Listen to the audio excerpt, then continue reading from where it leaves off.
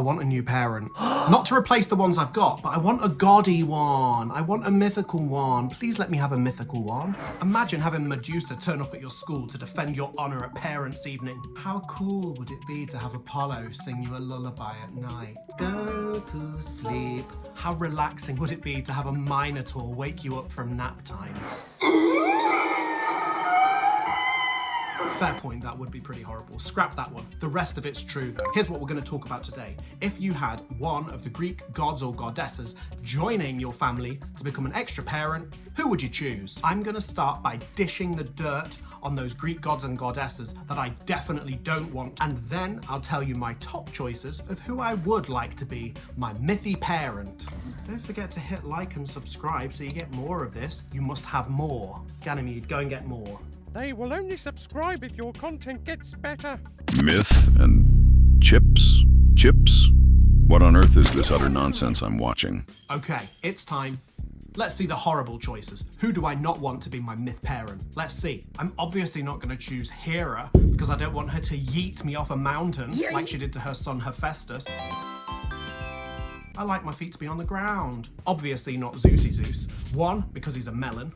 Nearly forgot what 1 is. 2, he's got enough children already. He doesn't need me joining the fam. I'm also going to reject the wet ones, by which I mean Poseidon, his underwater wife Amphitrite, and their little kid Triton. Now they are cool, sort of. Like Poseidon is protective, and that's good, and Amphitrite chilled.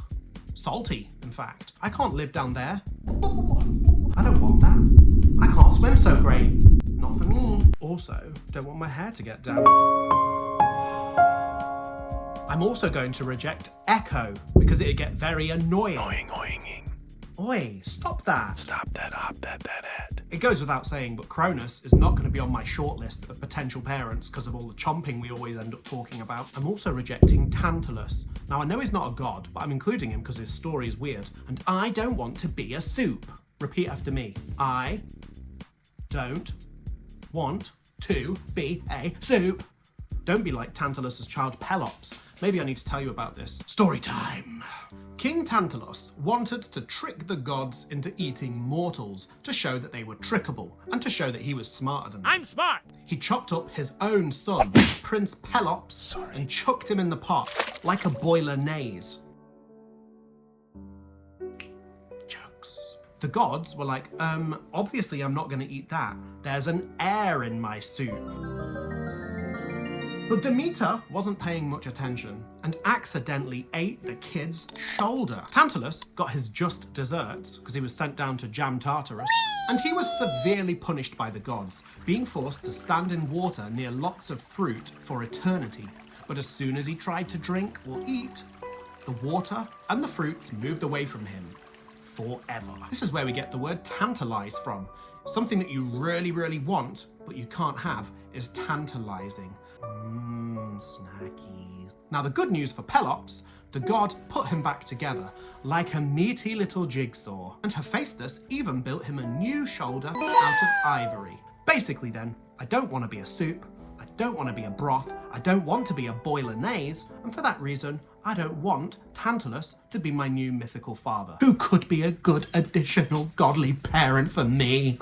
For a guy like me. Not you, Ganymede. Leave me out of this. I'm going to start with Hephaestus, you know. Now, Hephaestus is hardly a barrel of laughs, but he's got some dependable skills and a great little knowledge base which would be useful for a guy like me with no practical skills. That's sadly true. I could be like, could you create me a water bottle that fills itself with delicious, healthy water so that I don't need to rely on a tiny little cup bearer?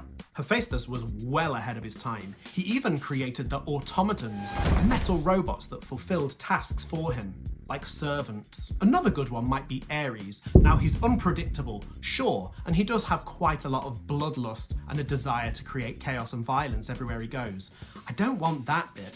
But what would be quite nice is having someone who is so protective. Like once, Poseidon's son, Halirrhothios, attacked Ares' daughter, Alcippe. Hey, yeah. Now, When Ares heard about this, he didn't think too much about it. He just went revenge mode, and he went and attacked and killed Halirrhothios. Poseidon was like, right, I'm going to get you, Ares. So there was a trial. On one side, Ares argued his case. On the other, Poseidon argued his case. And all the rest of the gods had to decide who was right and who was wrong.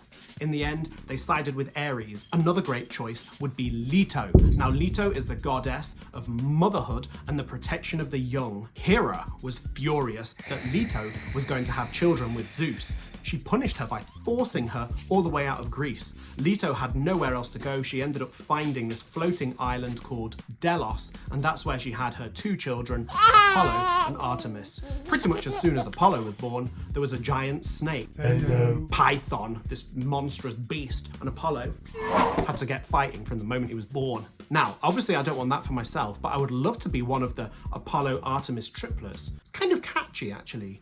Apollo and Artemis and Johnny. No, that's not catchy at all. The children all grew up fearless and ready to fight, and very, very strong. Someone needs to call the vet, because these swans are ill.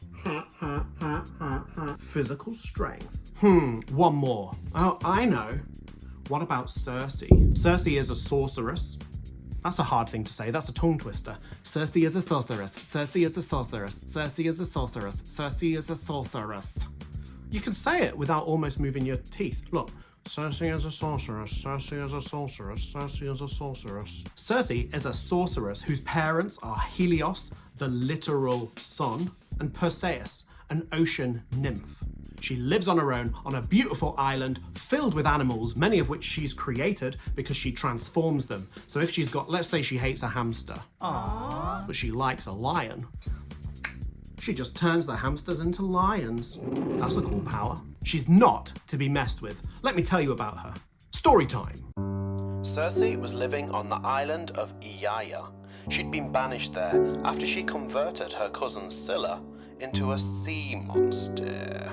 Instead of begging for forgiveness, she just got cozy on the island, improved her sorcery skills and potion powers, and lived her freelance fantasy on the island. I love the idea that Circe demands respect, has her own power base of sorcery skills and herbology.